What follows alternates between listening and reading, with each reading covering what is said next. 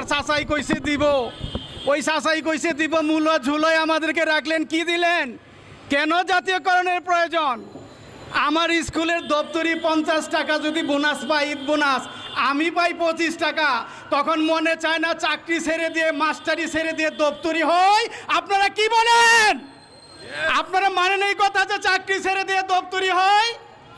ঘরের বউর চাইতে যদি কাজের মাসির দাম বেশি হয়, তাহলে ঘরের বউরা তেরাবেরা করে না কন্ত দেখি? এমন একটা কঠিন অবস্থায় আছি, আমরা তো এমনি এমনি নিব না, কিছু দিয়ে নেব। আপনারা জানেন সাংবাদিক ভাইরা, আমার স্কুল বাড্ডা এলাকায় বসুন্ধরাতে 16 বিঘা জমি আছে। 16 বিঘা জমির দাম 1600 কোটি টাকা। বেরেদ মুসলিম হাই স্কুল চালানোর পরে আরও 10টা স্কুল চালানো যাবে। বাংলাদেশের স্কুলগুলোতে যে সম্পদ আছে, যদি একজন দক্ষ লোকের হাতে দায়িত্ব দেওয়া হয় জাতীয়করণের জন্য, এই টাকা সরকার নেওয়ার পরে আরো 1000 স্কুল চালানো যাবে জাতীয়করণের মাধ্যমে।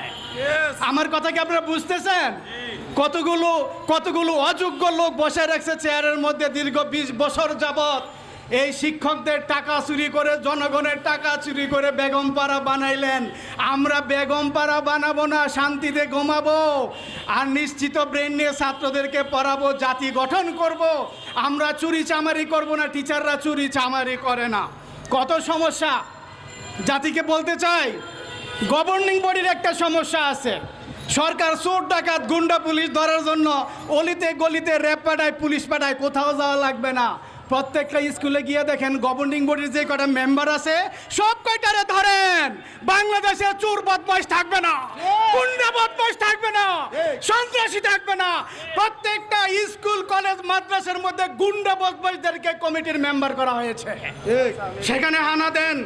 আপনারা জানেন শিক্ষার গঙ্গনে কোনো পদায়ন নাই। বছরের পর বছর মাস্টারি করি, একজন শিক্ষকের পদায়ন নাই, আমরা হেডমাস্টার হতে পারি না। কোথেকে ধরে ধরে ঘুষ খেয়ে লাখ লাখ টাকা ঘুষ খাওয়ার পরে একটা বসাই দিয়ে রাখছে, দুয়ে দুয়ে 4 হয়, হিসাব জানে না, ঠিকই হেডমাস্টার হয়। আপনারা জানেন অবসরের কোনো নীতিমালা নাই। কিছুদিন আগে শাহজাহান আলম সাজু 4% কর্তন করছে, আপনারা জানেন তো? মনে আছে? কি দরকার ছিল টাকা কর্তনের? আমাদের হাজার হাজার টাকা নিয়ে গেলেন, আমাদেরকে দেন না।